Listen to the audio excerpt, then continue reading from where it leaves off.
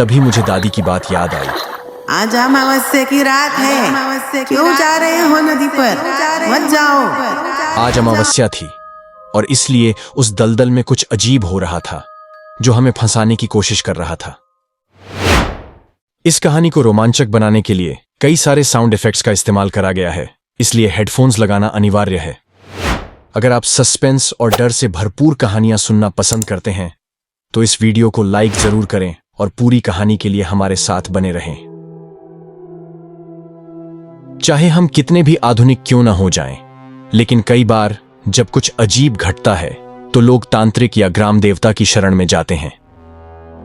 हमारी परंपराओं और मान्यताओं का लोगों की जिंदगी में एक गहरा असर होता है। इस बात का एहसास मुझे तब हुआ जब एक अमावस्या की रात मेरे पास बैठे एक अजनबी मुसाफिर ने मुझे अपनी रहस्यमयी कहानी सुनाई।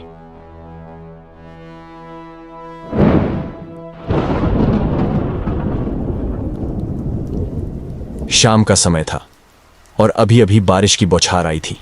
हमारी ST bus Devbag ST stand पर रुकी हुई थी। 5-10 मिनट के आराम के बाद यात्री बस में चढ़ने लगे और 25 साल का सुभाष भी बस में चढ़ गया। उसकी ऊंचाई करीब 6 फुट थी। वो मध्यम कद का था, नीली टी शर्ट और काली जीन्स पहने हुए। देवबाग स्टैंड से बस चल पड़ी। एसटी थोड़ी दूरी तय कर चुकी थी। अब वो करली नदी के साथ साथ चल रही थी। एक मोड़ पर बस की गति अचानक धीमी हो गई क्योंकि गांव के 4-5 लड़के सड़क पार कर रहे थे। उनमें से एक लड़के के हाथ में बड़ा थैला था। सुभाष ने खिड़की से उन लड़कों को पूछा, अरे बच्चों, नदी पर केकड़े पकड़ने जा रहे हो क्या? दूर से उन लड़कों ने हां में सिर हिलाया। फिर सुभाष बोला, तुम सब नदी में ज्यादा अंदर मत जाना। लड़के कुछ कह पाते उससे पहले ही हमारी एसटी बस वहां से आगे बढ़ गई। अब बस धीरे धीरे आगे बढ़ने लगी और सफर शुरू हो गया। मैंने सुभाष से पूछा, क्यों भाई, तुमने उन्हें केकड़े पकड़ने से मना क्यों किया? सुभाष ने कहा, सुनना चाहोगे? मैंने कहा, हां, क्यों नहीं, जरूर। और फिर सुभाष बताने लगा।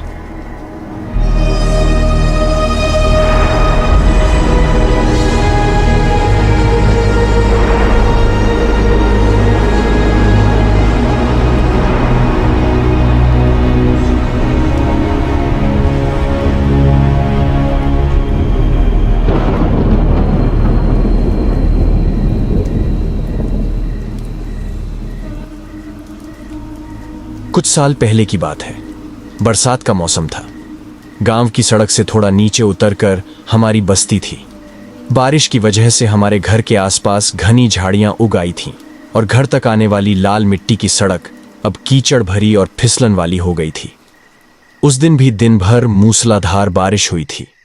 अब रात में बारिश ने थोड़ा विराम लिया था। रात का खाना खत्म कर हम सब घर वाले आराम से बैठे थे। बारिश के कारण घर में कीड़े मकोड़े घुस आए थे और जहां जहां लाइट जल रही थी वहां वो मंडरा रहे थे। बाहर मेंढकों की आवाज आ रही थी। दादी बाहर बैठकर अड़कित्ते से सुपारी काट रही थी। इतने में घर के बाहर से आवाज आई, सुभाष चल जल्दी। मैंने बाहर झांका तो देखा कि मेरा दोस्त विजय और सुनील रेनकोट पहने खड़े थे। मैंने पूछा, कहां जा रहे हो? विजू बोला, नदी पर केकड़े पकड़ने। तभी पीछे से सुनील बोला, चल जल्दी और थैला भी ले आ, केकड़े रखने के लिए।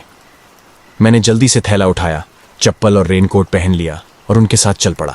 तभी दादी पीछे से चिल्लाई, अरे बच्चों, आज अमावस्या की रात है, क्यों जा रहे हो नदी पर? मत जाओ। लेकिन हमने उनकी बात नहीं मानी और हम चल दिए। रास्ते में हल्की बारिश फिर से शुरू हो गई थी।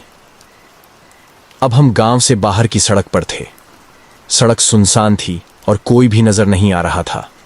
थोड़ी दूर चलने के बाद बस्तियां कम हो गईं और पेड़ों का घना हिस्सा शुरू हो गया। यहीं से नदी का शॉर्टकट था। हम नदी किनारे पहुंच गए। दिन भर बारिश होने की वजह से मिट्टी दलदली हो गई थी। अब हम नदी के पास पहुंचे जहां पानी घुटनों तक था। इस जगह पत्थर और जलचर पौधे साफ दिखाई दे रहे थे। झाड़ियां भी बहुत बढ़ गई थीं, इसलिए उन्हें हटाते हुए हमें आगे बढ़ना पड़ रहा था। सुनील के हाथ में टॉर्च थी और हमारा उत्साही दोस्त विजय केकड़े ढूंढने लगा। मैं उनके पीछे थैला पकड़े खड़ा था। हमने पत्थर इधर उधर किए, लेकिन कोई केकड़ा नहीं मिला। विजय बोला, यहां तो कुछ नहीं मिलने वाला। तभी अचानक पानी में कुछ गिरने की आवाज आई। सुनील ने उस ओर लाइट डाली, लेकिन वहां कुछ नहीं दिखा। तभी बगल की झाड़ियों में खड़खड़ाहट हुई। हमें लगा शायद कोई जानवर होगा। सुनील ने पत्थर झाड़ियों में फेंका तो आवाज बंद हो गई और सिर्फ नदी के बहने की आवाज आने लगी। फिर जब सुनील ने लाइट आगे डाली तो हमारा दोस्त विजय कहीं नहीं दिखा। सुनील ने जोर से उसे आवाज लगाई, विजू, अरे ओ विजय। तभी थोड़ी दूर से विजय की आवाज आई। हम जल्दी जल्दी नदी के रास्ते आगे बढ़े तो हमने देखा कि विजय को एक बड़ा केकड़ा मिला था। सुनील बोला, अरे पागल, बताकर तो जाते। इसके बाद विजय ने जल्दी जल्दी 30 से 40 केकड़े पकड़ लिए और वो बोला, चलो हम थोड़ा और आगे चलते हैं। जैसे जैसे हम आगे बढ़े हमें ज्यादा केकड़े मिलने लगे।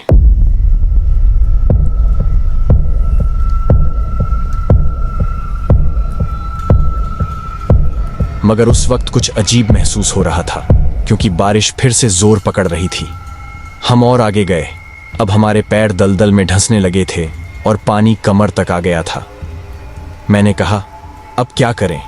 सुनील बोला, विजय को बुलाओ, वो देखो कितना आगे निकल गया है। विजय रुकने का नाम ही नहीं ले रहा था। हमने किसी तरह उसे रोका, क्योंकि पानी का स्तर लगातार बढ़ रहा था। तभी सुनील बोला, रुको, मैं ग्राम देवता से प्रार्थना करता हूं।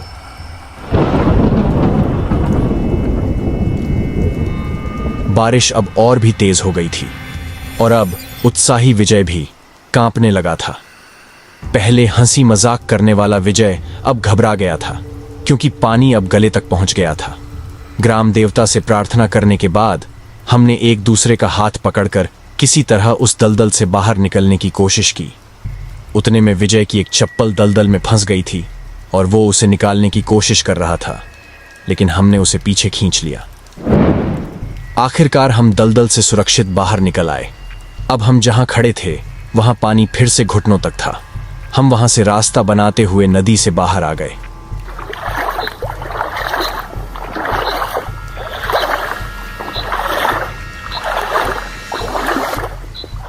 जब मैंने अपना थैला उठाया तो वो काफी भारी लग रहा था।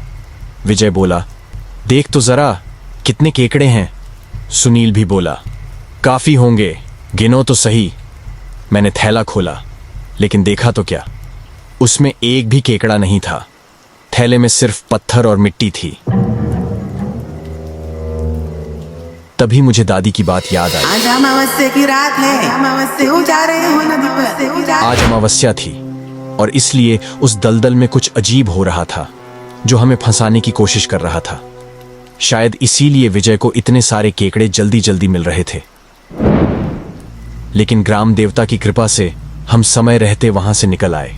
उसके बाद हमने कभी भी अमावस्या की रात ऐसा साहस नहीं किया।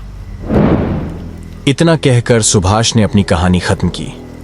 तभी बस का अगला स्टॉप आ गया और 3 बच्चे बस में चढ़े। वो भी रात को नदी पर जाकर केकड़े पकड़ने की बातें कर रहे थे, जबकि आज भी अमावस्या की रात थी।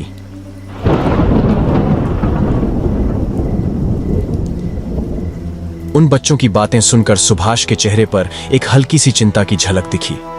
उसने पीछे मुड़कर उन बच्चों को देखा, मानो वो कुछ कहना चाहता हो, लेकिन तभी कंडक्टर ने घंटी बजा दी और सुभाष खामोश हो गया।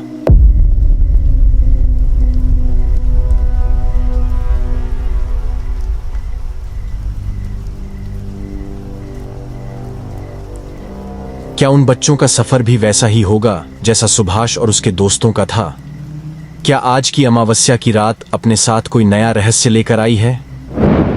क्या आपको लगता है कि उन बच्चों के साथ कुछ बुरा हो सकता है?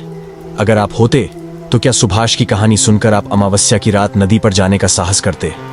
अपने विचार हमें कमेंट में जरूर बताएं और ऐसे ही और रहस्यमयी कहानियों के लिए डार्क कोकन यूट्यूब चैनल को जरूर सब्सक्राइब करें। हम जल्द ही एक नई दिलचस्प कहानी के साथ वापस आएंगे, जो आपको सोचने पर मजबूर कर देगी। तब तक अपने मन में सवालों को जिंदा रखें और हमारे साथ जुड़े रहें। कौन जानता है, अगली खौफनाक कहानी आपके आसपास की भी हो सकती है।